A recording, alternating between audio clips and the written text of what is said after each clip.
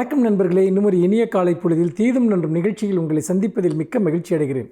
இது கலைஞரனுடைய நூற்றாண்டு அதனுடைய நிறைவை நெருங்கிக் கொண்டிருக்கக்கூடிய இந்த சமயத்தில் நாம் கடந்த ஓராண்டாக கலைஞரனுடைய வாழ்வையும் வரலாற்றையும் அவர் வாழ்வில் சந்தித்த எண்ணற்ற சோதனைகளையும் அவர் நிகழ்த்திய சரித்திர சாதனைகளையும் நாம் அடுக்கடுக்காக பேசி வந்திருக்கிறோம்.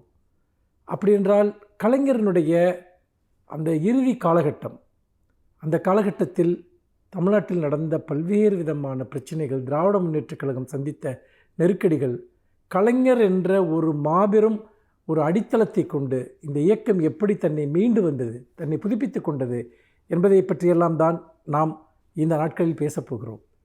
2011 திராவிட முன்னேற்றக் கழகம் தேர்தலில் வெற்றி வாய்ப்பை இழந்த பிறகு கடும் நெருக்கடிகளை சந்திக்க வேண்டிய ஒரு சூழல் ஏற்பட்டது. முக்கியமாக வழக்கம் போல ஜெயலலிதாவினுடைய அராஜக ஆட்சி மீண்டும் ஒரு முறை தமிழ்நாட்டில் தொடரத் தொடங்கியது.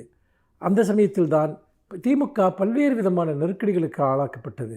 2G என்கிற ஒரு புனை சுருட்டு மிக்க ஒரு கதையை ஊடகங்கள் வழியாக கட்டமைத்தார்கள். அதன் வழியாக பல்வேறு நெருக்கடிகள் திராவிட முன்னேற்றக் கழகத்திற்கு கொடுக்கப்பட்டன. அதோடு தொடர்ந்து பல்வேறு தேர்தல் தோல்விகளையும் அதன் அடிப்படையில் திராவிட முன்னேற்றக் கழகம் சந்திக்க வேண்டியிருந்தது. இந்த இயக்கம் தன்னை எப்படி அழிந்து போய்விடும், இந்த இயக்கம் தன்னுடைய உறுதிப்பாட்டை இழந்துவிடும் என்றெல்லாம் மனக்கோட்டை கட்டியவர்கள் பலர். ஆனால் கலைஞர் உருவாக்கிய அடித்தளம் என்பது அத்தனை வலுவானது. அது எந்த காற்றிற்கும் புயலுக்கும் அது ஒருபோதும் அசைந்து கொடுக்காத ஒன்று. அப்படித்தான் கலைஞர் அவர்கள் அந்த 2011க்கு பிறகும் கூட தன்னுடைய அரசியல் போராட்டங்களை தொடர்ந்து கொண்டிருந்தார். அந்த காலகட்டத்தில் கலைஞர் மிக தீவிரமாக சமூக வலைத்தளங்களில் இயங்கத் தொடங்கினார். அதாவது ஒரு முதுபெரும் தலைவர் தன்னுடைய 90 வயதுகளில் எப்படி ட்விட்டர் போன்ற சோஷியல் மீடியாக்களில் அவர் தொடர்ந்து ஒரு தீவிரமான செயல்பாட்டாளராக அரசியல் நிலைப்பாடுகளை முன்வைத்தார். அப்படி தனக்கு எதிரான கருத்துக்களை அந்த பக்கங்களில் தெரிவித்தவர்களின் கருத்துக்களை கூட அவர் ஒருபோதும் நீக்கியதில்லை. அந்த கருத்துக்கள் வெளிவரட்டும் என்று அதை முழுமையாக அனுமதித்தார். இந்த இடத்தில் தான் நாம் ஒன்றை யோசித்து பார்க்க வேண்டும். அவர் எந்த அளவிற்கு ஒரு சமகாலத்தன்மையுடைய ஒரு தலைவர் என்பது. ஒவ்வொரு காலகட்டத்திலும் சமூக மாற்றத்திற்கான பல விஷயங்களை கலைஞர் முன்னெடுத்திருக்கிறார். அப்படி முன்னெடுத்த விஷயங்களில் ஒன்றுதான் இந்த சமூக வலைத்தள பயன்பாடு. கலைஞர் தான் தமிழ்நாட்டில் ஒரு மிகப்பெரிய அளவிற்கு தகவல் தொழில்நுட்ப கட்டமைப்பை உருவாக்கினார்.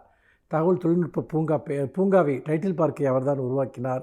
முதல் தகவல் தொழில்நுட்ப கொள்கை ஒன்றை இந்தியாவிலேயே உருவாக்கிய மாநிலம் அன்றைக்கு கலைஞர் தலைமையில் இருந்த திராவிட முன்னேற்றக் கழக அரசு தான். அதோடு உலக இணைய மாநாடு நடத்தப்பட்டது. அதோடு சேர்த்து இணைய பல்கலைக்கழகத்தையும் கூட கலைஞர் உருவாக்கினார். இன்னும் தமிழ்நாட்டில் பள்ளிகளில் கணினி கல்வியை 1996 முதல் அந்த 2001 வரையிலான கலைஞர் ஆட்சி காலத்தில் தான் தமிழ்நாட்டில் கணினி கல்வியும் அறிமுகப்படுத்தப்பட்டது. இது எல்லாவற்றையும் நாம் தொகுத்து பார்க்கிற போது அந்த கட்டமைப்பு முழுமை பெற்றிருக்கக்கூடிய நிலையில் கலைஞரே அதில் செயல்படக்கூடியவராகவும் இருந்தார். கலைஞர் ஆட்சி அதிகாரத்திலிருந்து இறங்கிய பிறகும் கூட கலைஞர் உருவாக்கிய அந்த தகவல் தொழில்நுட்ப கட்டமைப்பு, அந்த பாதை என்பது இன்றைக்கு ஒரு சமூக நீதி பேசுகிறவர்களுக்கு மட்டுமல்ல, திராவிட முன்னேற்றக் கழகத்தை எதிர்ப்பவர்களுக்கும் அது பயன்பட்டது. அப்படித்தான் அனைவருக்குமான ஒரு மிகப்பெரிய கட்டமைப்பை கலைஞர் உருவாக்கினார். அவரே நவீன சிந்தனையுடைய இந்தியாவின் மாபெரும் தலைவர் என்ற அடையாளத்தையும் கலைஞர் அதன் மூலமாக பெற்றிருந்தார் என்பதை நாம் பார்க்கிறோம்.